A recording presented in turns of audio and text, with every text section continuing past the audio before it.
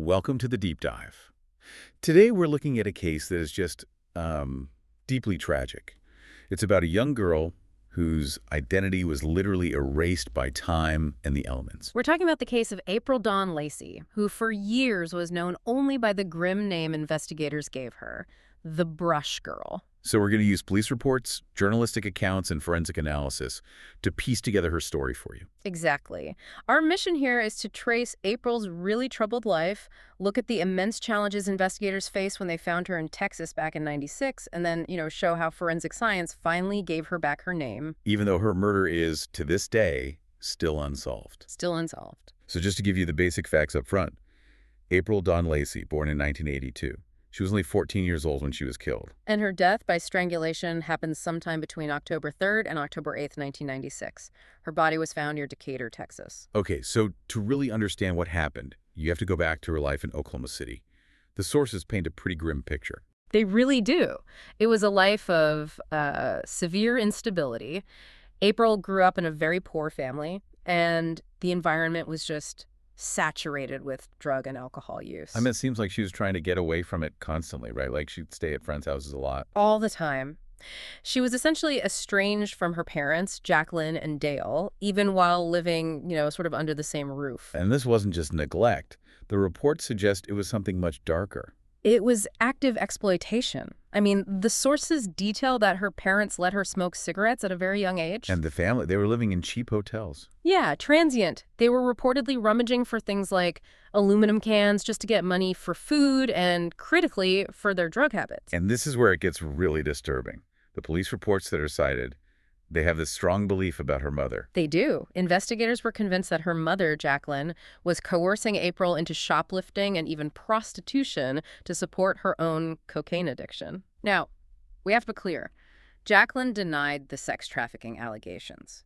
She denied that part completely. But April herself claimed there was physical abuse. Yes. She reportedly said that when she failed at these tasks she was forced into, she was physically abused by her mother. So it's just this incredibly volatile situation. It seems almost inevitable that she would run. And she did.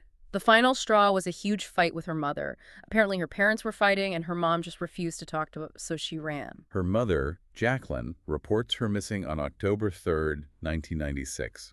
But this is where the timeline starts to get fuzzy. Very fuzzy. And it's the first big red flag for the police. Because her father, Dale, he doesn't file a report until 3 months later. 3 months. And the police were immediately skeptical of Jacqueline's story, especially once the body was discovered. Why? What did they see? Well, the state of the remains. When they found her, the level of decomposition suggested she had been dead for at least a week, maybe even longer. So that doesn't match the mom's timeline at all. Not even close. Jacqueline said she'd been missing for 5 days when the body was found on October 8th.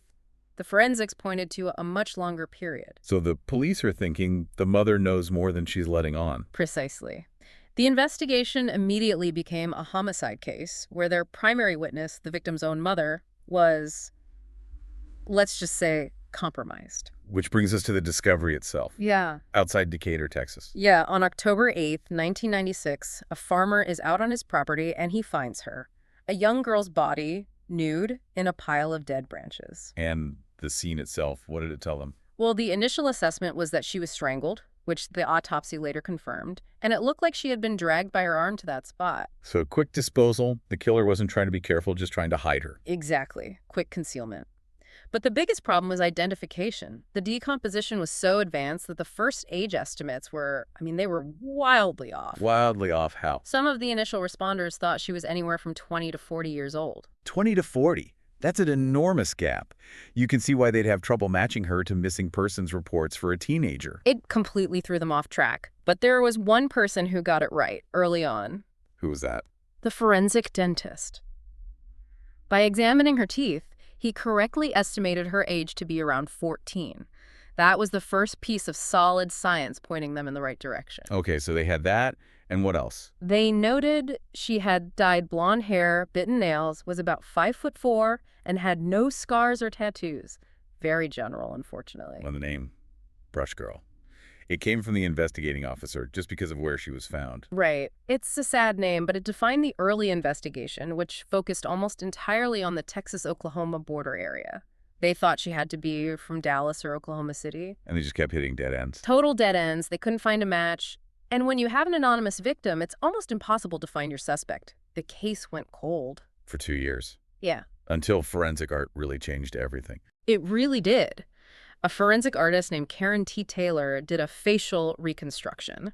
And this is incredible work. It's not just a sketch. It's a scientific process of rebuilding a face based on the skull structure. So they get this image, this face. What's the next step? They take it to April's parents. And the sources say that when they saw the sketch, the resemblance was just undeniable. And what was their reaction? Denial. Complete and total denial. The police reports describe the Lacy family as being extremely resistant. They wanted more proof. More proof than a picture that looked just like their missing daughter. What's behind that, do you think? Is it just shock or something else? I think the sources suggest it's complicated. There's the psychological trauma, of course, but for her mother, Jacqueline, there's also the fact that police already suspected her timeline was wrong. Right. So admitting that's her daughter means the homicide investigation is suddenly very real and the spotlight is right back on her. Exactly. It invites a level of scrutiny she clearly didn't want. But the forensics team, they weren't relying on just the sketch. They were building a much stronger case. Oh, absolutely. This is where the science gets really cool. The first solid proof came from her dental records. The x-rays. Yep. They were able to get x-rays of April's teeth from before she disappeared and match them to the victim's teeth. The patterns, the fillings, it was a perfect match. Teeth are incredibly durable. And the sources also mentioned something pretty specific that I think is fascinating for our listeners.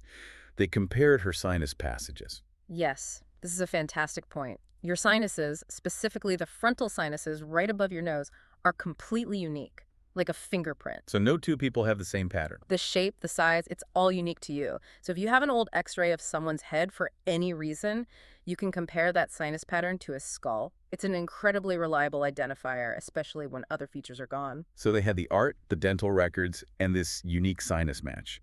The evidence was just overwhelming at this point.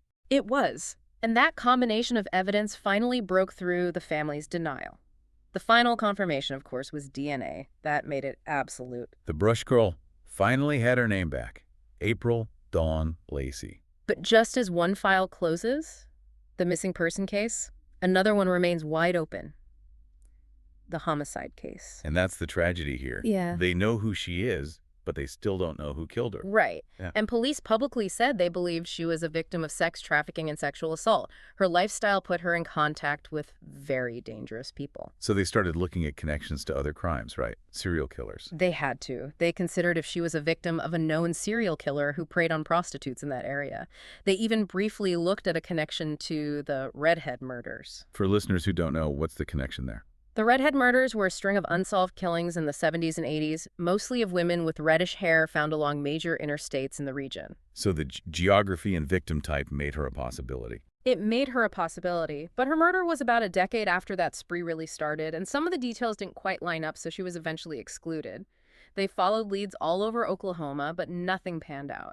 It really feels like the very vulnerability that made her a target is also what's kept her case from being solved. There were no easy witnesses, no clear trail to follow. And that is the key takeaway from these sources. Her case just perfectly illustrates the challenge law enforcement faces when a victim lives on the margins. Forensic science becomes the only voice she has, because the human witnesses are either compromised or non-existent. So we've come full circle, from a chaotic life to an anonymous death to an identity restored by science. It's a powerful story about what forensics can do. Forensic art, dental records, DNA. They brought her name back from the brink. But it's only half the answer. The question of who did this still hangs over everything. And that really brings us to a final provocative thought for you to think about. We have all these sources suggesting April was in extreme danger, that she was dead longer than her mother claimed she was even missing. So, what role could early intensive intervention have played here? If social services or runaway support had been more involved, could a high-risk missing person case have been prevented from turning into a tragic, unsolved homicide file? It's a question of where the system fails before the crime even happens. Exactly. It's about what happens in those gaps.